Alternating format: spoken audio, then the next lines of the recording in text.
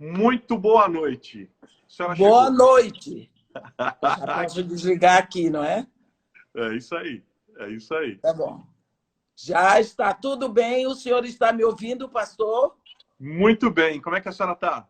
Eu estou ótima. Feliz Ano Novo. Oh, que coisa boa Primeira vê-la vez que aqui. nos vemos este ano. É verdade. É verdade. E como Sim. correu, hein? Eita Pois ano que é. correu. Eita ano que correu. É. Escuta, Mas eu não vou nem demorar aqui, eu não vou nem me demorar aqui. Eu vou fazer uma apresentação da senhora, tá? E aí a gente já começa na nossa conversa, porque o pessoal estava aqui, o pessoal está ansioso para ouvi-la, tá? Todo mundo aqui na maior expectativa. Aliás, a senhora foi citadíssima aqui nas lives. O que eu recebi de mensagem, por favor, traga a pastora Edmeia, traga a pastora. Eu falei, vou trazer, gente, vamos dar um jeito, vou trazer. E aí, para gente, mim tudo bem. É uma alegria, uma honra, um privilégio estar aqui. ela está aqui. Deixa eu fazer uma apresentação breve dela aqui nessa noite.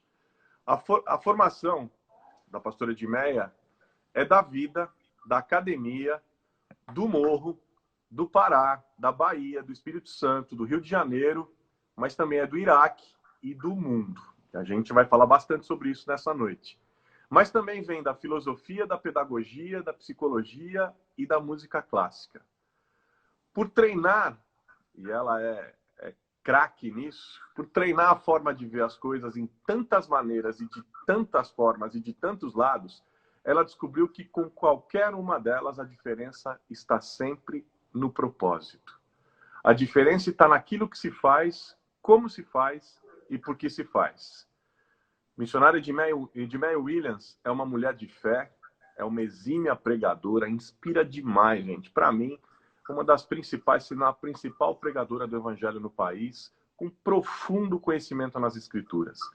Ela é, como eu disse, uma das líderes cristãs evangélicas mais respeitadas do país. Tem mudado a vida, além de tudo isso, tem mudado a vida de centenas de crianças através do projeto social incrível que quem não conhece precisa conhecer, a Casa de Maria e Marta, no Morro Dona Marta, perto dos bairros nobres do Rio de Janeiro.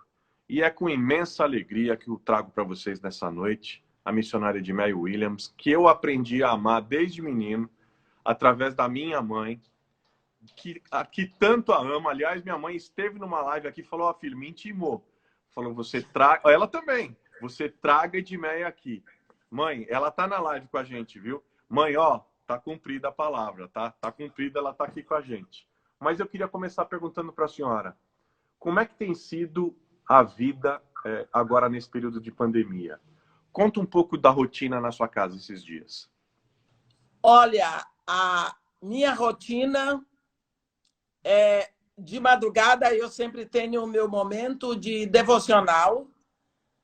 Levanto, tomo o meu pretinho e vou ler. Quando não, vou gravar alguma mensagem rápida para o meu Instagram.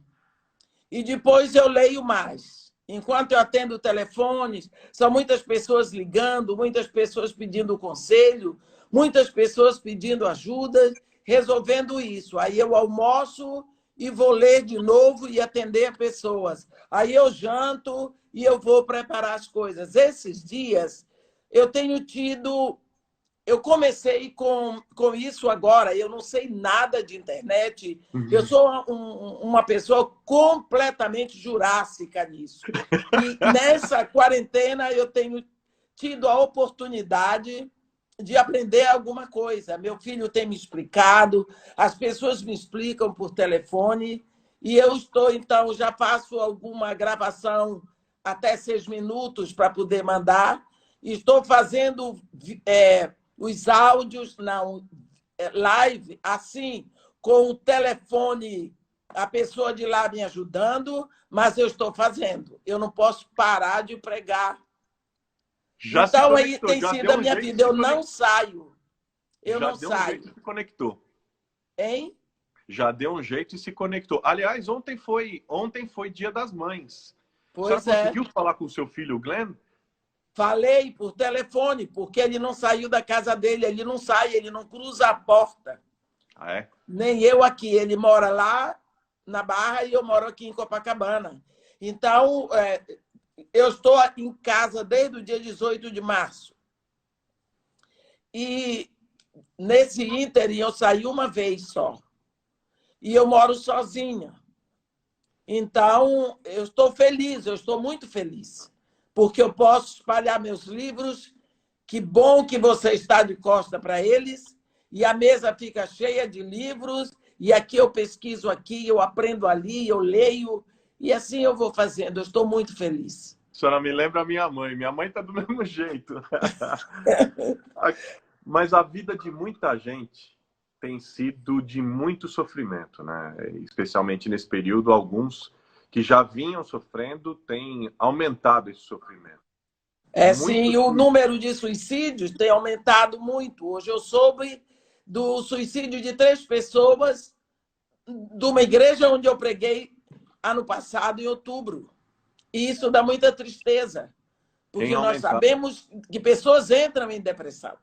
Sim, isso tem aumentado o suicídio, depressão, violência doméstica. E a senhora é uma mulher que é um exemplo de superação e de fé. E aí eu queria ouvir um pouco, a senhora podia contar um pouco para a gente como é que a gente se mantém firme na fé em tempos tão caóticos, em tempos tão difíceis, como esse tempo agora da pandemia? Eu creio que esse é o momento em que nós somos levados como se fosse um paredão.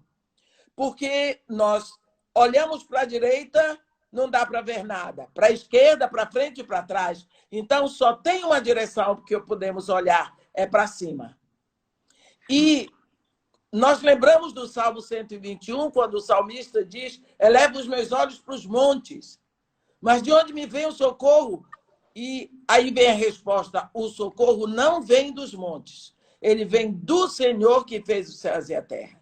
Então, não adianta olhar para os montes, porque o monte de dinheiro, o monte de prestígio, o monte de tudo que você tem, nesse momento não vai ajudar. É o Senhor. Eu creio que esse momento que nós estamos passando é um toque de trombeta. Nós vemos na Bíblia que a trombeta tem uma direção. A trombeta tem um objetivo, é chamar a atenção. E cada toque é como se fosse uma linguagem. Mas quando chega em Apocalipse, que Deus mostra para João, cada trombeta, a primeira trombeta afeta 1/3 da terra, a segunda, 1/3 dos mares, a terceira, 1/3 dos rios, a quarta, 1/3 dos corpos celestes. É sempre 1/3. Por quê? Para que os 2/3 restantes ficam de olhos abertos. Procure ver o que é, porque quando uma trombeta toca, todo mundo para ver aonde é que está tocando e por que está tocando. E chega um momento, por exemplo, em Israel, quando a situação estava caótica, assim, que Deus, falando por boca do profeta Joel, ele disse: tocai a trombeta em Sião, dai voz de rebate no meu santo monte, perturbem-se os moradores da terra. Voz de rebate é aquele toque insistente, muito insistente da trombeta. Quando aquilo toca, ninguém fica no lugar, porque todo mundo sai da sua zona de conforto. É uma forma de acorda, alguma coisa está acontecendo. E esse é o momento em que nós percebemos que Deus está sacudindo a igreja dele. Olha, aproveita, percebe, tem alguma coisa nova acontecendo, alguma coisa diferente. Você conversa com os mais velhos e com os mais novos, nunca se ouviu falar disso. Então, é o momento em que Deus está nos dando a oportunidade para tomar decisões. E pessoas têm telefonado para conversar comigo e têm chegado à conclusão e descoberto que, na realidade, elas não tinham uma vida com Deus. E algumas têm me telefonado para comigo render verdadeiramente coração a Jesus Cristo. Porque, na realidade, não sobrou nada. Nesse momento, as pessoas estão olhando para cima. E o meu desejo é que, depois dessa pandemia, então, as pessoas saiam mais conscientes. Esse é o meu desejo também, que as pessoas saiam mais conscientes, que as pessoas saiam mais humanas, mais sensíveis, mais solidárias, mais generosas, enfim, que elas se aproximem, aproveitem esse momento para se aproximar de Deus e saírem de forma diferente. Mas uma das propostas que a gente tem aqui nas lives que eu tenho feito é de aproximar sempre o convidado de quem está acompanhando a gente. De mostrar o quanto quem está aqui é gente como a gente. Que tem histórias de lutas, de vitórias, de conquistas, de superação, enfim, histórias. E uma das formas com as quais a gente tem feito isso, entre aspas, de mostrar o lado B do convidado, é falando sobre a vida, falando sobre histórias, falando sobre a caminhada. E eu queria te perguntar um pouco, falar um pouco voltar um pouco no tempo, para a gente conhecer a história da menina Edmeia, que vivia lá em Santarém, no Pará. Como é que foi sua infância? Que relação que a senhora tinha com a sua família? Olha, a menina Edmeia ainda está aqui. Agora, lá de Santarém do Pará é outra história. Eu nasci em Santarém do Pará, mas eu sou filha que nasceu fora do casamento. O meu pai, quando veio para Santarém, ele já era casado. Ele era da Guiana Inglesa e a esposa dele era de Barbados. Então, eles eram negros. E quando o papai já tinha 4 filhos homens e 2 moças, meu irmão mais velho estava com 20 anos, e o papai caiu em adultério com uma mulher branca, de origem portuguesa, dos olhos esverdeados. Só que o papai, além de ser a família negra de Santarém, era também a família protestante, numa época em que o protestante ia andando no passeio, se viesse um católico, ele saía. Era muito difícil. E uma família católica apostólica romana, mamãe era do apostolado de oração, filha de Maria, era aquela confusão. Mamãe e papai caem em adultério, papai e um homem casado. Então a coisa ficou muito difícil. Quando Deus viu aquela situação ali, Deus disse: Edmeia, benha, vou lhe botar nessa confusão. Só pode ter sido assim, porque ele tem dado conta do recado. E foi assim que eu nasci. Eu tinha, de um lado, pai, madrasta, 6 irmãos negros. E, de outro lado, mãe, padrasto, 4 irmãos brancos. Então, eu tinha 10 irmãos e eu era filha única. Eu tinha uma família negra, eu tinha uma família branca e eu mulata no meio. Logicamente que isso era uma situação muito, mas muito incômoda. Eu imagino.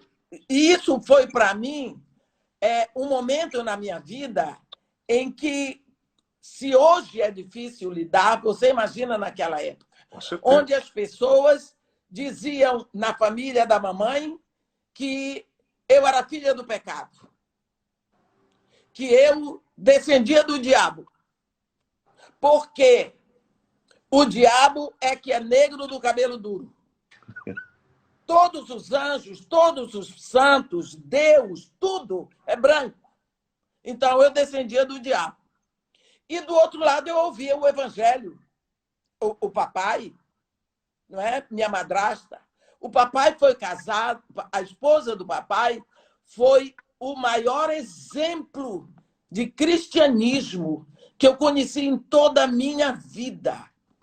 A esposa dele, a esposa dele me amou.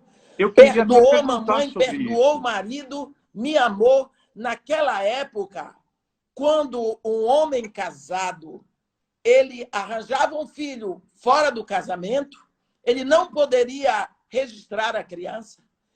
Só se a esposa dele permitisse. Minha madrasta não esperou isso. Ela foi lá e me registrou, com o nome do meu pai e o nome da minha mãe. Ela foi e é até hoje o maior exemplo de mulher cristã, mãe, esposa, porque ela tinha tudo para perder tudo. Naquela hora, ela segurou o marido dentro de casa, ela não deixou que o lar dos filhos dela se desfizessem, ela amou a criança, que não tinha culpa de nada, perdoou o marido, amou o marido, perdoou a mulher com a qual ele atraiu, e tudo se manteve em paz. Até hoje, meus irmãos, por parte de mãe, meus irmãos, por parte de pai, se dão muito bem, sempre houve paz. Eu nunca vi minha madrasta falar mal da minha mãe, ou minha mãe falar mal da minha madrasta, nunca houve esse mal-estar numa cidade tão pequena.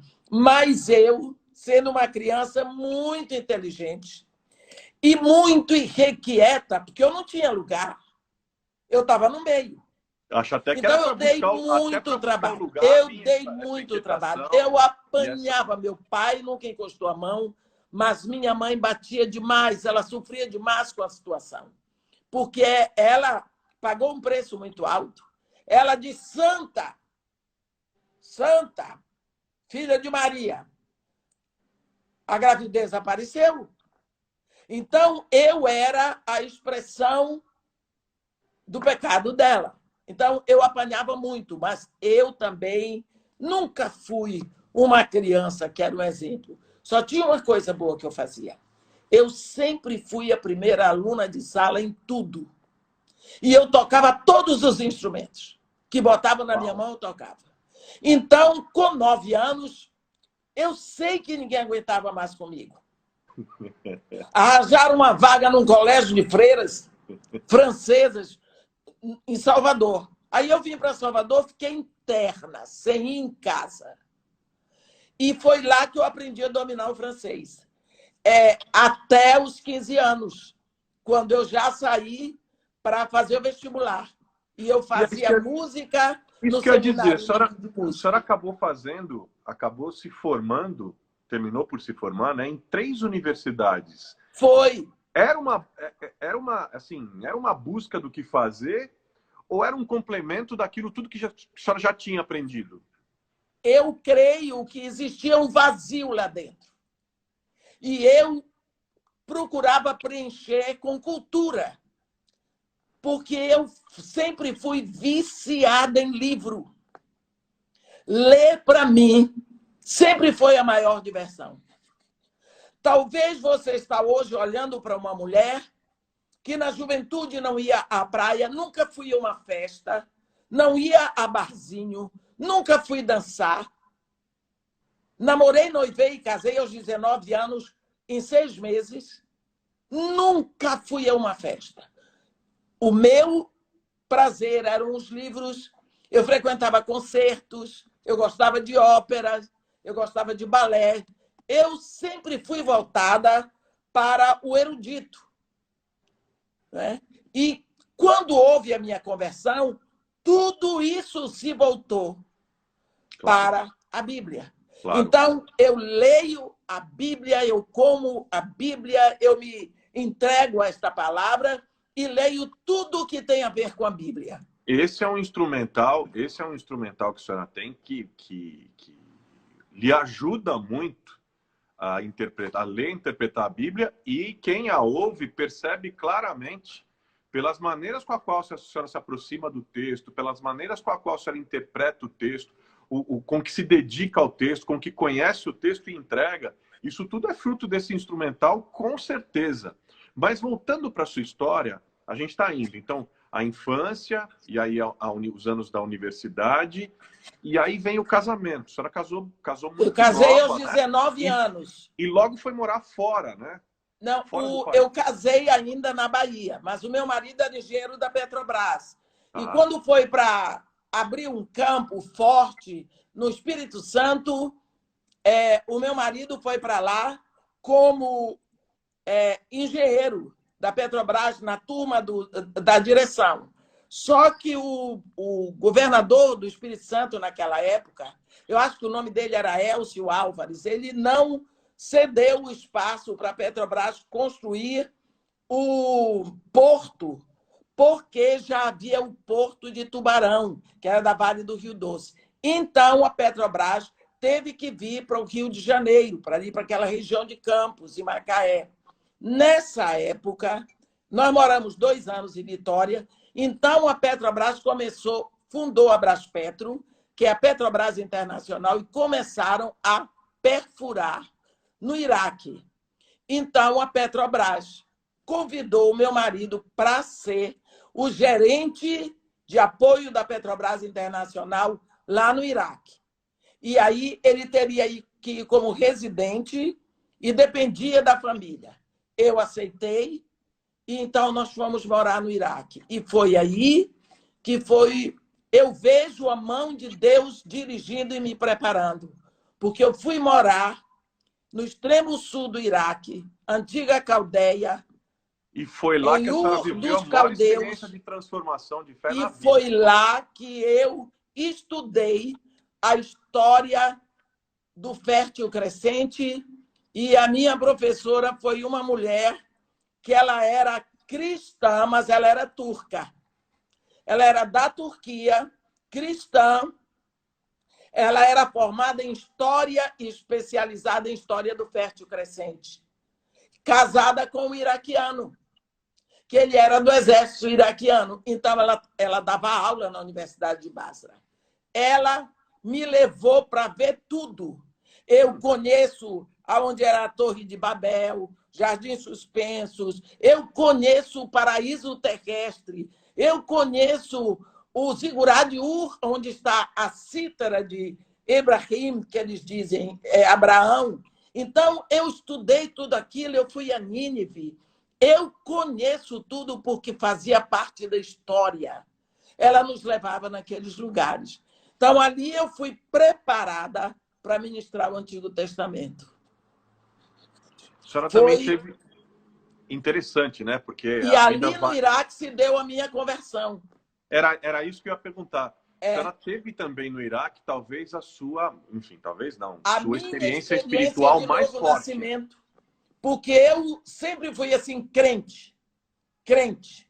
Eu sou crente. Eu não bebo, eu não fumo, eu não danço, eu não uso roupa decotada. Isso tudo porque eu sou crente. Era assim, crente. E o porque que mudou no Iraque? Por que foi lá, a senhora acha? Porque havia... Quando eu tinha 12 anos, eu estava fazendo um curso de órgão de tubo e a minha professora era uma freira francesa e eu tinha 1 mês para dar conta do órgão, porque eu ia ficar sendo organista do colégio, porque a freira organista ia para a Itália para fazer 3ª aprovação. Então, eu tinha 1 mês para dominar toda a música gregoriana. Então, eu estudava de manhã e de tarde, todos os dias. E, nessa época, eu tive um sonho, e neste sonho, eu estava deitada na minha cama, mas era uma praia. E nessa praia tinha um homem, eu sei que era homem por causa dos pés, que eu só conseguia ver os pés dele. Que a roupa dele, o vento levava, e havia um clarão tão grande que eu não podia abrir os olhos. E ele dizia claramente assim para mim: tu és minha, tu vais crescer. Eu vou te enviar a muitos povos.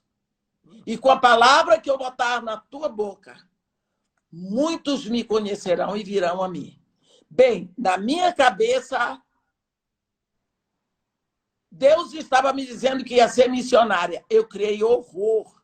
Eu tinha horror de pensar que eu podia ser missionária. Porque, para mim, missionários eram entre os índios ou então na África. Tudo que era missionário, para mim, era pobre. Eu tinha horror de pensar que eu ia ser pobre.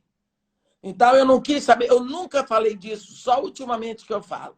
Eu estava com 12 anos.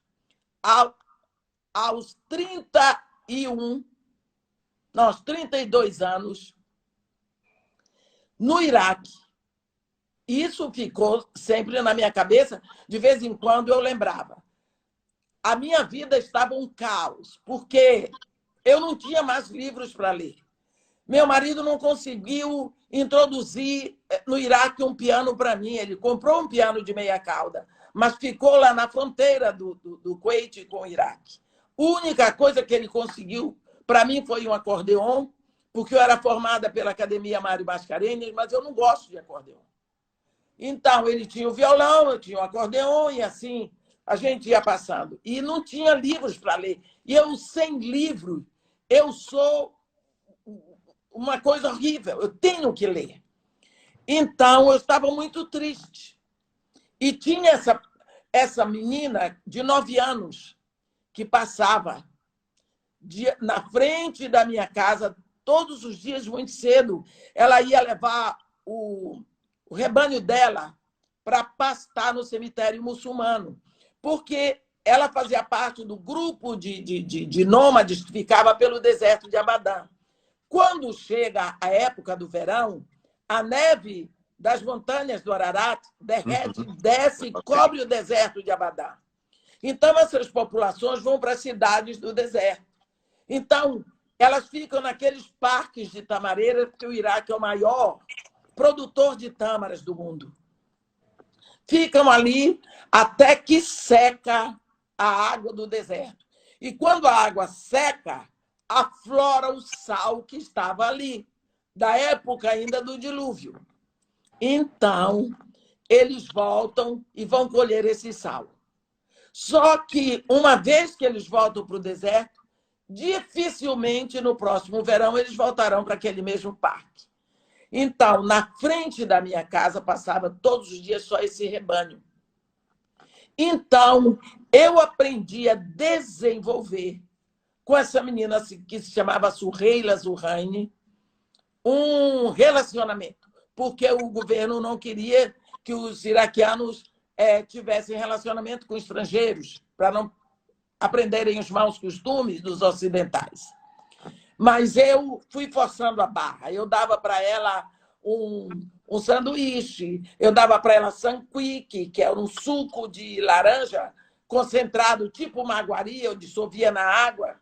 E assim, todos os dias, ela voltava assim, umas 2h30 para 3 horas, botava a garrafinha vazia. No outro dia, ela pegava a garrafinha e assim ia. Ela sorria para mim. Eu já estava aprendendo um pouco de árabe, trocava umas palavrinhas com ela, uma gracinha. Um dia, eu estava limpando o 3º andar da casa, que a casa era muito grande pelo status do meu marido ali. Então, eu ouvi um barulho de um rebanho na frente da minha casa. 11 horas da manhã, sol a pino, e eu olhei. Quando eu olhei, era ela que vinha. Única coisa que veio no meu coração, eu disse, pronto, Suheila está voltando, porque as famílias vão embora para o deserto de novo, nunca mais vou ver minha pastorinha. Aí eu gritei, né, como boa brasileira, dei um grito lá de cima, chamei, ela parou. E quando a pastora para, o rebanho todo parou. Aí eu desci depressa, fui lá. Disse, o que foi que aconteceu? Por que você está voltando essa hora? Me diga, mas ela estava tão braba. Ela era bem magrinha, mas sabe aquele manto que as iraquianas usam? Lá nós chamamos abaia. Ela usava aquilo assim. E ela tinha um embrulho aqui no braço, ela estava toda encurvadinha. E eu perguntei o que era. Ela não respondia, ela nem me olhava. De tanto eu insistir, ela levantou um pedaço daquele manto. E eu vi que tinha um cordeirinho ali. Quando ela pegou com a mão para me mostrar a pata daquele cordeirinho, eu vi que a pata estava quebrada, porque havia umas taliscas e muito papiro enrolando, porque ali tem muito papiro naquela região. Só que quando ela botou a mãozinha dela por debaixo da pata, aquele animalzinho deu um berro. E ela apertou o cordeirinho, assim, tipo um afago. E ela levantou os olhos, o rosto para aquele sol escaldante e gemeu. Ela gemeu de dor. Ali, eu ouvi a mesma voz que eu ouvi no meu sonho. Tu és minha, de novo. Uau. Eu sou o teu pastor. Uau. Eu estou sofrendo a tua perna quebrada. Deixa-me cuidar de ti. Eu sabia quem era. Então, eu sei que eu entrei em casa, mas eu não me lembro dos passos que eu dei para entrar em casa. Eu entrei e eu me lembro de mim de joelho na sala.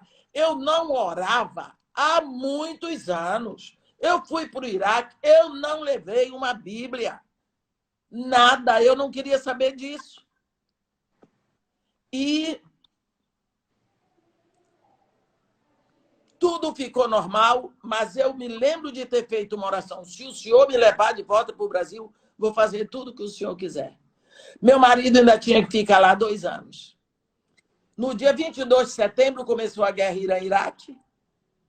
E nós, no 3º dia, fomos para o Kuwait, ficamos no Kuwait, do Kuwait para o Brasil. A primeira aquisição minha foi uma Bíblia, fui para a igreja e eu comecei a comer a Bíblia.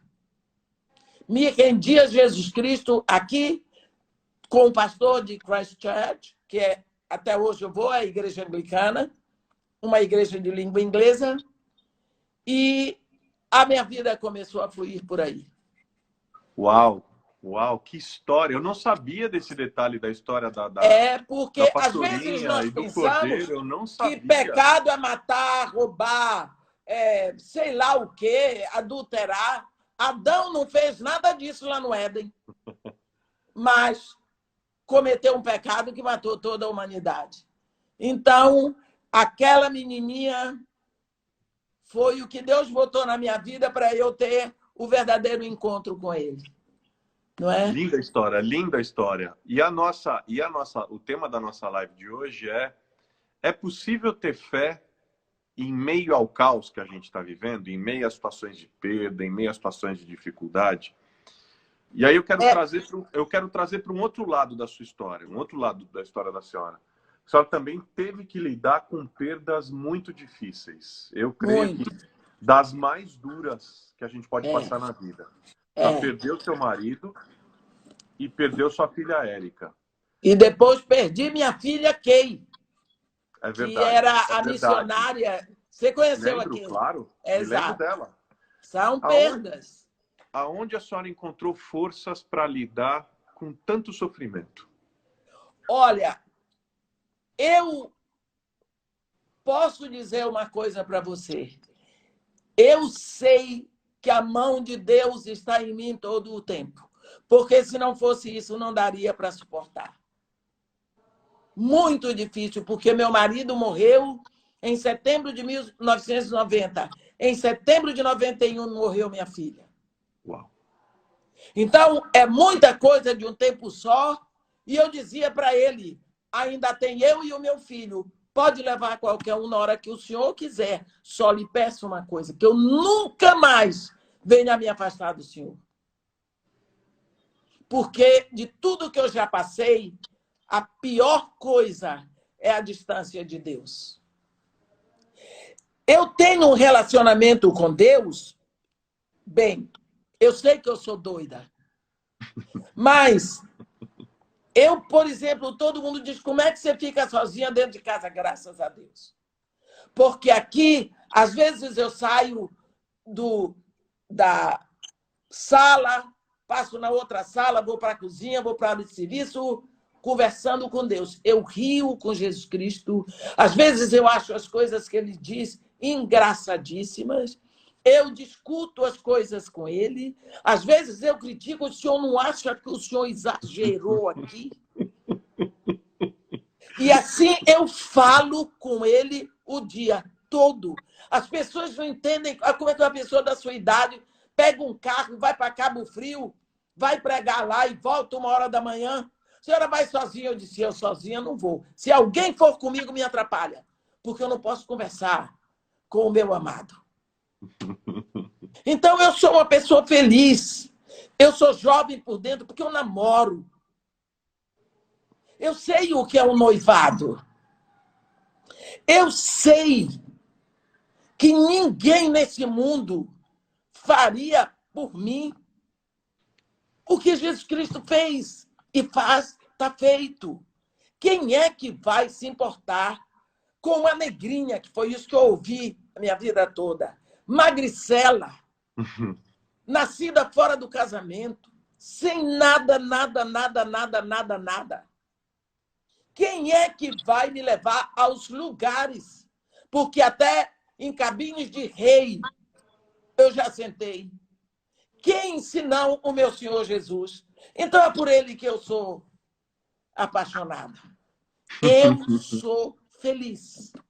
E foi no meio, na sua história, que eu estou ouvindo aqui, que, enfim, que é uma história incrível, que está todo mundo acompanhando, tenho certeza que está todo mundo embevecido com a história, mas foi no meio disso tudo, no meio dessa perda, a senhora perde o seu marido, aí perde sua filha, e aí a senhora resolve dar uma guinada na vida, olha para os morros do Rio, como a maioria das pessoas olham, aliás, a maioria, de uma forma diferente que a maioria olha, porque a maioria olha para os morros com preconceito, com distanciamento, enfim, com um olhar contaminado. Mas a senhora olha para o morro com compaixão e não para no olhar.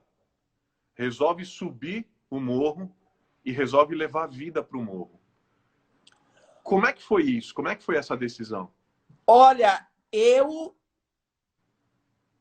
sempre digo, quando você crê e não faz, a sua fé é morta. Se Jesus mandou fazer, se o Evangelho diz para fazer e você crê, você faz.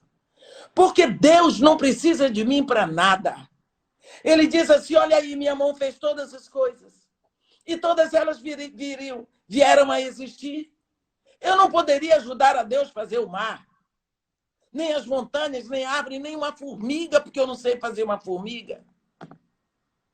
Então, Deus não precisa de mim, mas Deus é espírito. E ele falou com a senhora para subir o morro, vai para o morro, a senhora ouviu isso? Não, eu ia na igreja, aqui, Christchurch, em Botafogo, 2 vezes por mês, porque meu marido queria 2 vezes por mês ir para a nossa casa lá em Búzios. Então, de 15 em 15 dias, ele deixava ficarmos aqui para irmos à igreja. E dia de domingo, nós sempre almoçávamos em restaurante, porque dia de domingo era folga da cozinheira. Então, um domingo desses domingos assim, meio chuvosos, que vocês em São Paulo dizem que está garoando, aqui a gente diz que está chuviscando, quando o porteiro abriu a porta, o portão da igreja para nós sairmos, então havia uma menina, a minha história é com meninas, havia uma menina negra, a roupa dela molhadinha, ela devia ter uns 5 anos, eu me lembro dos pés dela, ela tinha uma sandália havaiana amarela que era menor do que o pé dela. E ela tinha uma caixinha na mão que ela vendia. Até hoje eu não sei se eram chicletes ou se eram aqueles chocolates bis. E ela se aproximou do carro para oferecer para o meu marido. Ele não deu a mínima para ela. Ele passou com tudo naquela depressão e a lama da rua veio sobre a menina, ela deu um salto para trás, os docinhos dela caíram. Ele não estava nem aí. Naquela hora, eu dei um grito, porque doeu. Os meus filhos estavam discutindo atrás, no banco de trás, qual era o restaurante que cada um queria ir. Aquela criança não tinha onde comer. E ainda perdeu os docinhos dela na lama. Meu marido não quis nem saber. Eu saí dali uma outra pessoa. Eu tive vergonha de dizer que eu era filha de Deus. Porque eu tenho certeza que Jesus ia parar. Então, vim para casa, eu não falei nada, porque o meu marido era daqueles que ele dizia assim, eu pago meus impostos, e pagava. O resto é com o governo. Então, no outro dia de manhã, levei meus filhos no colégio. De lá, eu passei lá na minha igreja e perguntei para o porteiro, seu João, o senhor conhece aquela menininha assim? Ele disse, ela é daqui dessa favela. Aí ele dobrou o braço direito para o lado direito e apontou para o Morro Dona Marta. Eu nunca tinha visto o Morro Dona Marta. Fica 4 minutos a pé da minha igreja. Você sabe que aqui no Rio de Janeiro, cada bairro chique tem direito a 2 ou 3 favelas? Eu não estava acostumada com isso. Estava lá o Morro Dona Marta. Aí eu disse, o senhor conhece essa garota? Ele disse, nunca tinha visto. Então eu passei a todos os dias levar meus filhos no colégio e eu estacionava o carro no posto de gasolina, o posto Shell, e ficava ali olhando para ver se eu via aquela criança descer. Nunca eu vi, nunca encontrei, mas o amor que ia crescendo e o desejo de um envolvimento e de fazer alguma coisa estava ali. Chegou um ponto que eu orava, me dá esse morro, senão eu morro. Eu não podia mais me separar do morro, mas meu marido não queria saber. Até que em 1990, isso foi ali por 89. Em 1990, meu marido... Não, eu fui fazer um curso de liderança cristã no Hagai, em Singapura. Quando eu cheguei lá, no outro dia, eu recebi a notícia que meu marido tinha morrido. Não deu para voltar. Mas quando eu voltei de Singapura, eu sabia exatamente o que eu tinha que fazer. Na hora que eu recebi a notícia, eu ajoelhei na secretaria do Hagai, em Tanglin, e fiz um voto a Deus. Eu disse, eu sei que o senhor não quer que façamos votos, mas o senhor diz, se fizermos, vamos ter que cumprir. Neste momento, voluntariamente, eu estou lhe pedindo que aceite a minha vida, todos os meus dias, todos os meus momentos, para trabalhar no reino e, de preferência, que eu seja útil para crianças pobres dali daquela favela, perto da minha igreja. E quando eu voltei, eu cheguei no dia 3 de julho, no dia 4, eu já viúva, estava na frente do Morro Dona Marta, na pracinha, com uma jarra de suco, uma caixa de sanduíche e um violão. Naquela época eu cantava e tocava. E assim eu fui pegando as crianças que descem lá do morro e eles vinham por causa do lanche. Até que um dia eles me levaram para o morro. Nunca mais eu desci. Estou lá até hoje, já vai fazer 30 anos. Trabalho para manter o projeto. E através desse trabalho eu vou conhecendo os milagres, eu vou desenvolvendo o relacionamento com um Deus presente, um Deus que supre, um Deus que vai na frente, um Deus que fala, um Deus que vê. Eu vou fazer Meu Deus é palpável. Amém, amém, amém. É. Especialmente nesses lugares, especialmente nesses ambientes. Eu meu concordo. Irmão, quando eu peço uma coisa que eu preciso para as crianças, ele vai na frente. É louco por criança pobre. Eu concordo, eu concordo. Que amor, que coisa, que maravilha. São as meninas dos olhos dele. São, sim. Deixa eu dizer uma coisa. A gente tem aqui nessas lives, a gente tem um tempo limite que a gente precisa terminar, porque senão ele derruba a live. Sim. Nós temos muita gente que está conosco nesse momento. Eu queria continuar conversando com a senhora, Então, o que eu vou propor? Eu vou propor para o pessoal que está conosco. Pessoal, para vocês continuarem conosco, eu vou desligar por 30 segundos. Vou pedir para a missionária Edmeia desligar por 30 segundos. E aí a gente volta. Eu vou fazer mais uma ou duas perguntas sobre a história da senhora. E aí nós vamos para o momento que o pessoal mais gosta, que é o momento do pinga-fogo, que é perguntas e respostas. É papum, papum, papum. Tudo bem? Eu sei que a senhora... Tudo bem. Hoje nós vamos, a gente vai fazer a missionária Edmeia sofrer um pouquinho, porque eu sei que não, ela eu gosto disso. Eu quero mesmo? muito bem a vocês. Você não sabe a admiração que eu tenho por você, meu filho. Eu sei, eu sei. Com todo senhora... respeito, quando eu chamo meu filho é por causa da idade.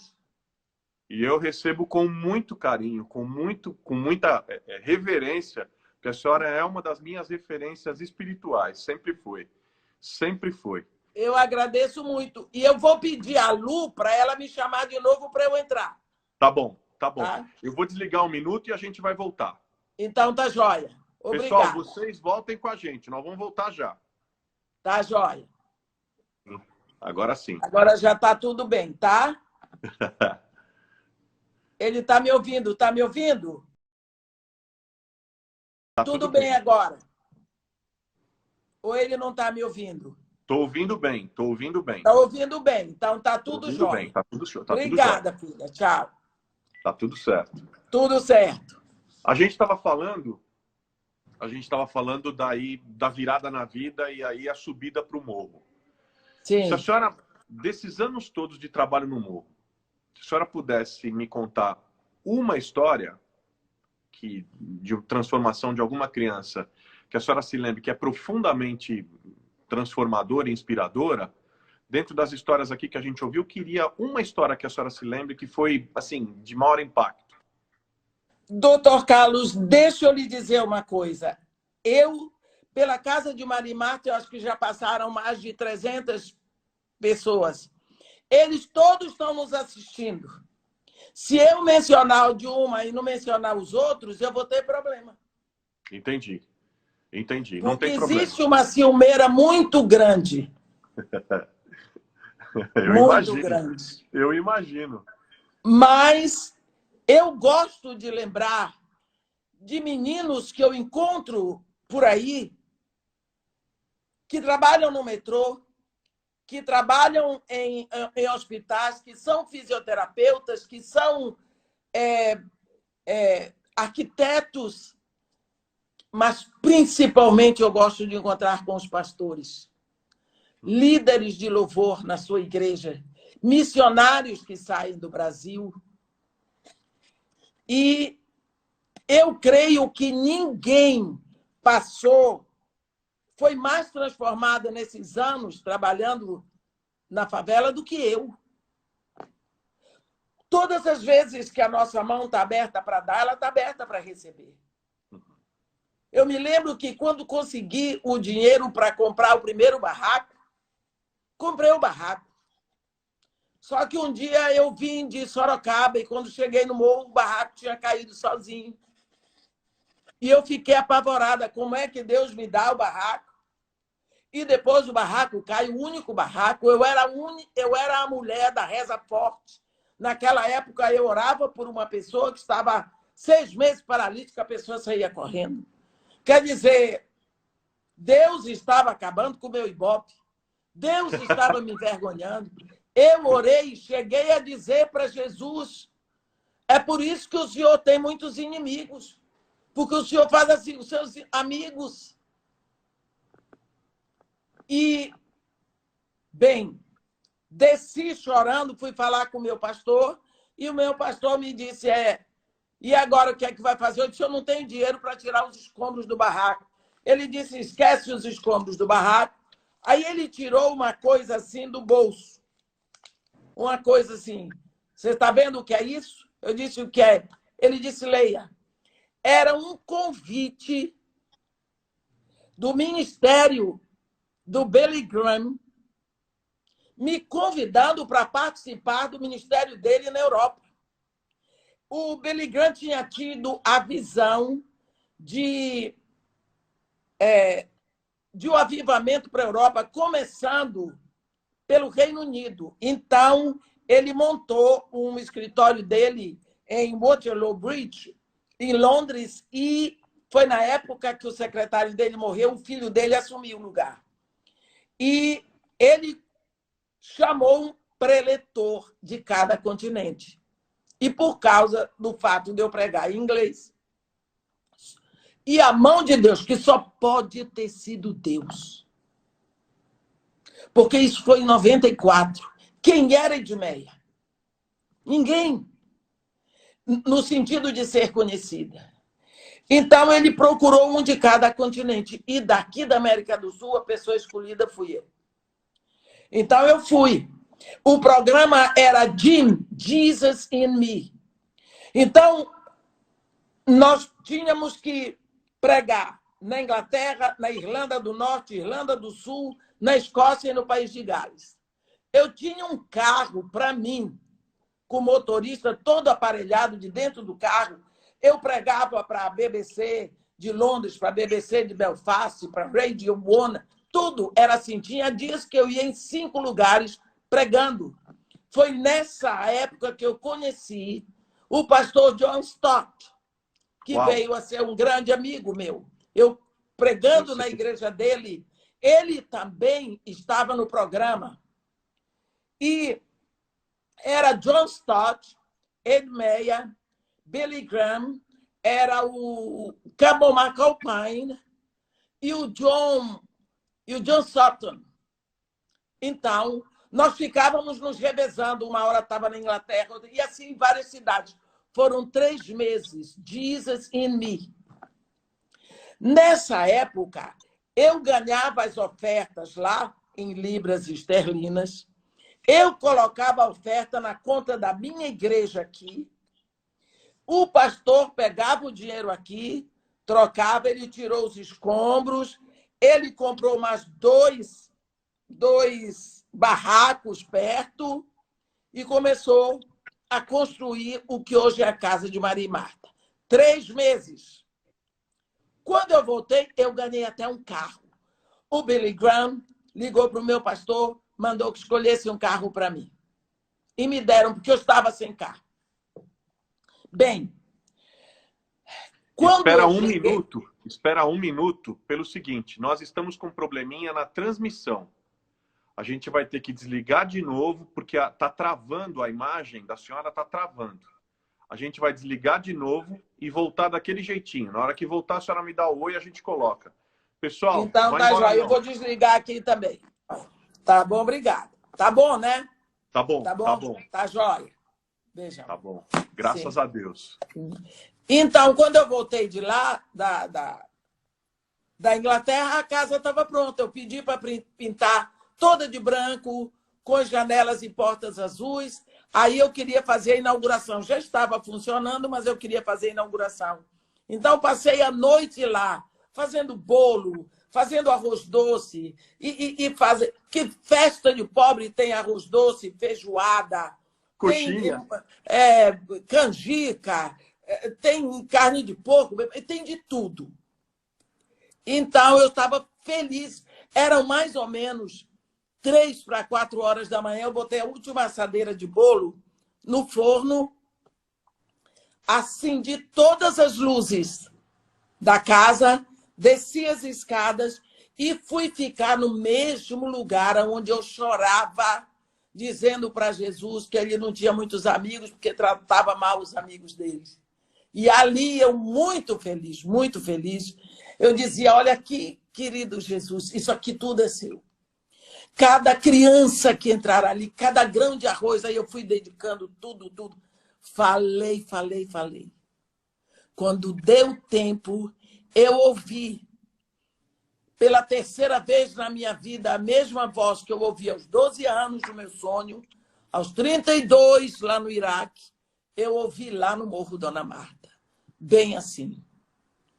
Como eu poderia te dar esse prédio se eu não removesse o barraco velho? Eu não construo sobre barracos. Eu faço as minhas próprias fundações. Naquela hora eu disse, Senhor Jesus, Esqueça tudo o que eu disse naquela outra oração. Me perdoe, eu chorei. Eu entendi que aquele barraco velho era a expressão da minha vida. Ele queria fazer coisa nova, mas o fundamento tinha que ser dele. O início tinha que ser nele, para que ele fizesse para o agrado dele. E é isso que ele está fazendo ainda. Que ele vai construindo, pouco a pouco, tirando uma janela velha aqui e botando uma nova. Pintando ao modo dele. E para fazer isso, dói.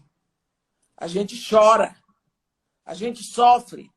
Passa por humilhações. Porque no ministério que eu tenho, como mulher sem uma igreja atrás, pense quantas coisas eu passo, mas nunca eu disse isso para ninguém, só para ele. Porque ele nunca falou de facilidades. Nunca prometeu facilidades. O que ele prometeu é: eu estou contigo. Isso ele prometeu, eu posso contar. Mas no meio do sofrimento, das humilhações, do que fazem com a gente, ele prometeu estar comigo. Tem coisa melhor? Ainda tem quem me pergunte se eu estou sozinha? Nunca. Sozinha nada? Nunca. Senhora olhando hoje. Pois é. Já vamos aqui para fechar e entrar no pinga-fogo. Mas só olhando hoje para o quadro da igreja brasileira, para o momento que a igreja vive. Um momento complexo, desafiador. De um lado, uma pandemia, uma crise de saúde pública, uma crise econômica que se aprofunda e que se avizinha, um momento político controverso, conturbado, onde muitos têm tratado a política de forma como tratam idolatria, de forma idolátrica, onde muitos fazem uma mistura complicada entre fé e política, em que substituem o plano redentivo do Evangelho, da cruz de Jesus, muitas vezes por ideologias e projetos políticos humanos. Olhando para esse quadro como um todo, o que a senhora tem a nos falar hoje sobre, ou tem a dizer para essa igreja nesse momento e para os cristãos vivendo esse momento e às vezes se distraindo com tantas outras coisas e deixando o cerne, a essência do Evangelho?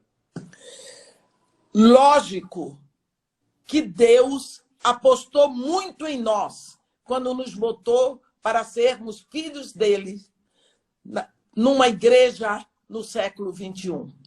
Ele está esperando de nós uma resposta maior. Ele está dizendo assim: mostra-me o teu rosto, igreja. Faze-me ouvir a tua voz. No meio desse caos que está aí, eu quero ouvir a tua voz, porque a tua voz é doce e o teu rosto é amável. Então, este é o momento em que a igreja de Jesus Cristo se levanta. A falsa igreja é envergonhada, mas a igreja de Jesus Cristo se levanta. Uma igreja santa, uma igreja pura, uma noiva do Filho. E nós sabemos que as coisas não vão ficar mais fáceis. Elas vão se agigantando na dor. Deus está nos preparando para coisas novas que vão vir imediatamente depois dessa pandemia. Essa pandemia é a grande oportunidade, porque quando é posto diante de nós um grande impedimento, nós é que vamos decidir se aquilo é impedimento ou é oportunidade. No nosso caso, é oportunidade. É a hora de pregarmos, é a hora de, principalmente, intercedermos. Buscarmos de Deus. Buscar porque Deus quer fazer. Ele tem mostrado isso. Amém. Amém. Escuta, vamos passar para o momento mais esperado. Tem gente que vem só nesse momento. que é o do pinga-fogo. A gente brinca que é o paredão do bem. Em que tem que fazer uma escolha ou completar uma frase, tá? Então vou fazer o desafio. Vamos lá. São Francisco ou Madre Teresa de Calcutá? Jesus Cristo. Santarém ou Salvador? Salvador. Salvador ou Rio de Janeiro? Salvador. Por quê? Salvador é a capital do útero do Brasil. Pão com manteiga ou pão sem manteiga? Manteiga. Martin Lloyd Jones ou John Stott? John Stott. Por quê? Porque eu o conheci. Porque nós nos abraçamos. Porque ele brincava comigo. E na Escócia, ele deixou a cama dele. E na minha frente, ele disse para o pastor Richard, não troque a roupa da cama, que ela vai dormir com o meu cheirinho. Nunca vou esquecer disso. E nós gostávamos de recitar capítulo 17 de João, juntos e chorávamos. Então, o Dr. Martin Lloyd Jones é um dos meus mestres, mas o John Stott tem mais um apego emocional. Uau, uau, que privilégio. A senhora sabe que eu estive, coincidentemente, eu estive no aniversário dele de 80 anos, lá na All Souls Church, lá em Londres. Sim. E eu me lembro da oração dele, que foi uma das coisas mais incríveis que eu ouvi de um homem de Deus, porque ele orava, todo mundo falou, todo mundo orou, todo mundo participou, e aí chegou o momento dele orar. E aí ele orava, era o dia dele completando 80 anos, ele falava, Senhor, olha, eu tenho 80 anos, o senhor sabe, eu ainda sigo forte, tenho visão e tal. Se eu prover ao senhor, eu queria lhe pedir pelo menos mais um ano. Mas pensando bem, Senhor, o senhor sabe, tem tantas outras coisas que estão inacabadas que talvez, se o senhor me der 5 anos, talvez seja um pouco melhor. E aí ele foi falando... É a cara dele. E mais 10 anos. Então, o senhor me dê mais 10 anos, porque ainda falta terminar o projeto do livro tal, livro tal. Mas ele era um homem, o que mais me encantou é que aos 80 anos de idade, ele tinha, como diz a Bíblia, ele era cheio de sonhos. Ele era repleto de sonhos. Que visão, coração. Enfim, vamos em frente. Bíblia é? A enciclopédia da palavra. Fé é? Certeza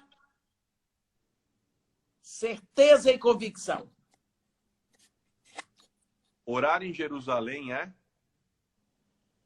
Derramar o coração, aonde Jesus também derramou. Uma pessoa sem fé é? Morta. Igreja é? Noiva. Amar ao próximo como a si mesmo é? Tudo o que Deus quer de nós. Hipócrita religioso é? Fariseu.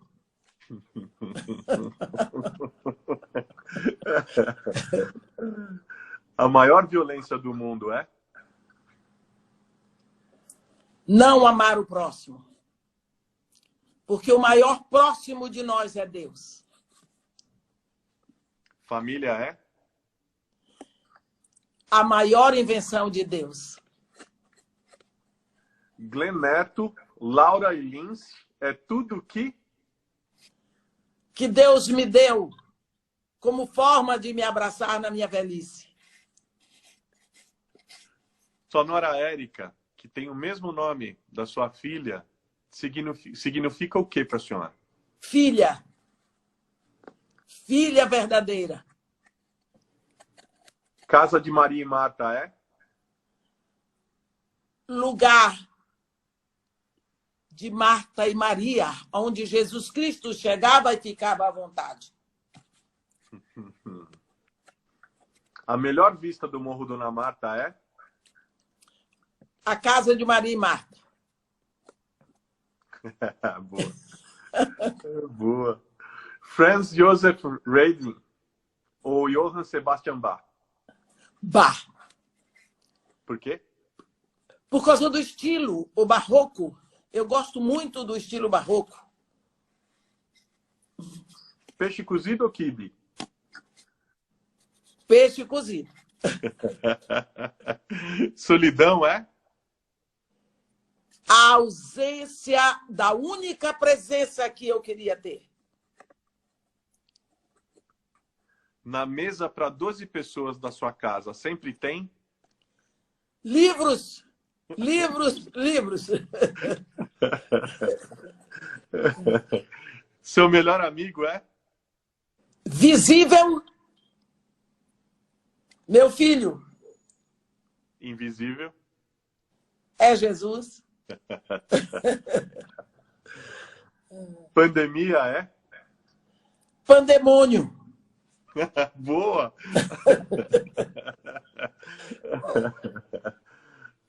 Esperança é? a âncora de cada um de nós. Racismo é? Ingratidão, Violência estrutural é? é quebra de relação pacífica. Presença de Deus. É totalidade, é realidade, é verdade.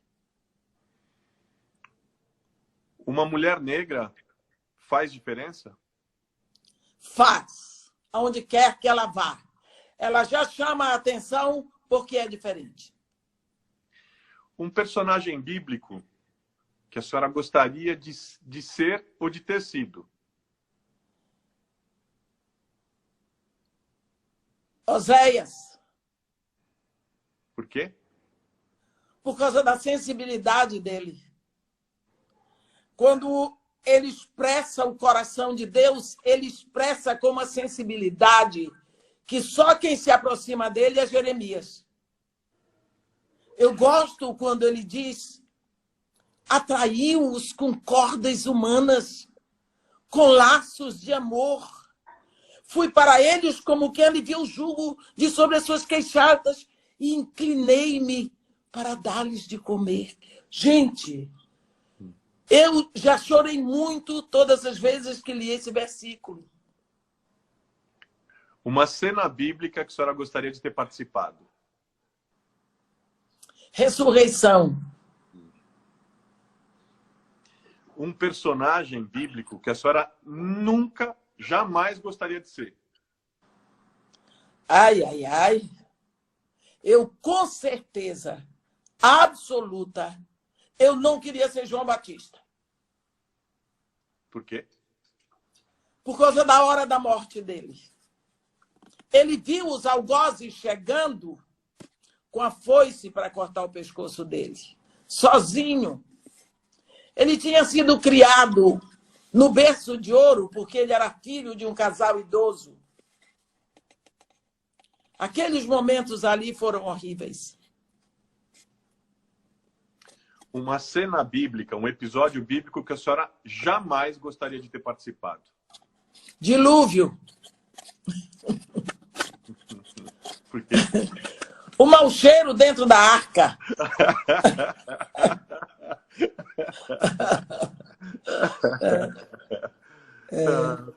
Para encerrar, eu queria fazer um pedido. A senhora que sempre toca de forma muito profunda o coração da gente, que faz a gente que está perto se sentir abençoado, para que a senhora fizesse uma oração.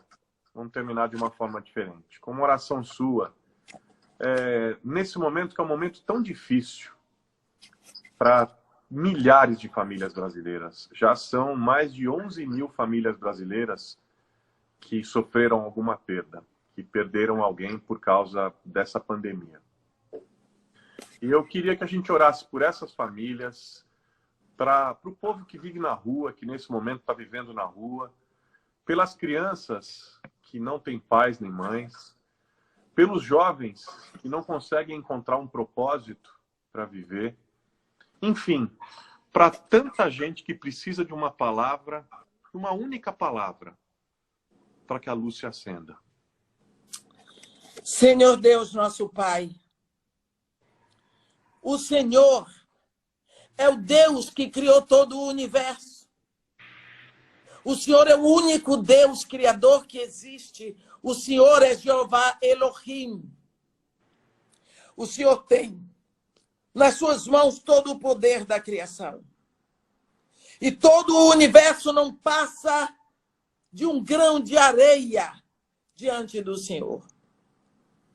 Nós chegamos diante do Senhor porque o Senhor estendeu a mão, a destra de redenção para nós. Nós chegamos diante do Senhor através de Jesus Cristo. O caminho é o sangue de Jesus. E nós chegamos para proclamar a sua autoridade sobre a nossa vida, o seu senhorio sobre a sua igreja, para proclamar que até mesmo a fé que nós temos no nosso coração é por causa do seu Espírito que habita em nós.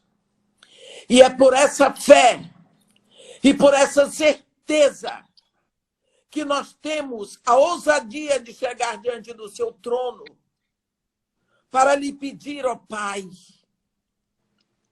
para lhe pedir que o Senhor derrame sobre o Brasil o espírito de arrependimento. Porque se houver arrependimento, pecados serão cancelados. E se os pecados forem cancelados, então os seus braços estarão sempre estendidos, os seus olhos estarão sempre abertos, o Senhor sarará a nossa nação. Nós queremos chegar diante do Senhor neste momento, trazendo a dor, a solidão, o grito daqueles que têm o choro engasgado na garganta, que estão pelas ruas, pelas cracolândias da vida. Nós queremos, neste momento, trazer diante do Senhor o gemido que não saiu do peito daqueles que amanhecem o dia e não vão ver uma panela no fogão. Não só porque não tem panela, não só porque não tem o gás, mas porque não tem a comida para comer. Neste momento, nós queremos chegar diante do Senhor, trazendo o grito de medo de crianças que estão, neste momento, sendo estupradas, mulheres que estão sendo violentadas, pessoas que estão ofegantes por esse vírus que está aí. E pela dor de pessoas que se contorcem sozinhas, sem ter para quem chamar, porque não conhecem o seu nome. Ó Pai querido, em nome de Jesus, dá-nos a graça de sermos a voz daqueles que não sabem clamar. Dá-nos a graça de levar a Ti a lágrima daquele que nem mais sabe chorar. Dá-nos, Pai, a graça de sermos o Jesus que esse povo precisa conhecer. Dá que nós possamos, como filhos Teus, sermos cada dia mais parecidos com Jesus. E, enfim, onde quer que pise a planta dos nossos pés, nós podemos ser os mediadores da paz. Aqueles que constroem pontes. Aqueles que sabem sorrir, levando a paz. Aqueles que sabem falar do Teu amor. Ó Pai querido, em nome de Jesus, nós sabemos que Tu não sofres de amnésia. Estende a Tua mão. Toma o nosso presidente nas Tuas mãos. Toma todo o Congresso nas Tuas mãos. Toma os nossos governadores, prefeitos, as nossas autoridades. Nós Te pedimos isso por misericórdia. porque eles são as autoridades. A tua palavra diz: feliz a nação cujo Deus é o Senhor. Nós queremos, neste momento, proclamar a tua autoridade sobre o Brasil, te pedir misericórdia, Pai. Misericórdia sobre todos nós. Sobre essa situação que se arrasta como uma serpente avassaladora e que vai deixando um rastro de destruição, de dor, de orfandade, de desemprego, de fome, de doença, de morte. Ó Pai querido, tu nos botaste aqui, a tua igreja do século XXI, que nós possamos dar o teu grito de guerra e de vitória. Dá-nos a graça de te servir com alegria, para a honra e glória do teu nome. Nós entregamos mais uma vez o Brasil nas tuas mãos, pedindo pela tua misericórdia sobre nós, em nome de Jesus. Amém. Amém. Amém. Amém. Amém. Muito obrigado. Amém. Eu agradeço muito. Muito obrigada. Deixo aqui um grande abraço para a pastora Sueli, para o pastor Carlos Alberto, para toda a liderança da igreja, e que Deus nos continue abençoando e nos abençoando também através de você, filho de Deus. Grande abraço. Amém. Obrigada. Olha, eu queria poder estar aí para dar um abraço, um beijo na senhora, como eu dei a última vez que a gente se encontrou. Tá lá devendo. Em São Vicente. Tá Foi devendo. lá em São Vicente. Pois é. Mas eu quero dizer uma coisa, sinta-se abraçada e beijada, viu? Com Olha, certeza. A senhora nos abençoou demais aqui hoje. Muito, muito, muito obrigado. Tá todo mundo aqui dizendo amém, obrigado, obrigado, beijos e orações para a senhora, mandando. Obrigado, gente. Obrigado, pastor Edmeia. Quem não acompanhou a live toda, vou falar uma coisa para vocês. Ela vai ficar gravada aqui no perfil e amanhã à tarde ela vai para o canal que eu criei no YouTube, que é o youtube.com/Carlos Bezerra JR Oficial. Todas as lives que a gente vem realizando todas as noites vão para lá, tá bom? Gente, boa noite, um beijo para vocês. Querida, receba meu grande beijo. Tá obrigado bom. por tudo. Obrigado, Obrigado. pessoal. Um beijo para vocês. Tá bom.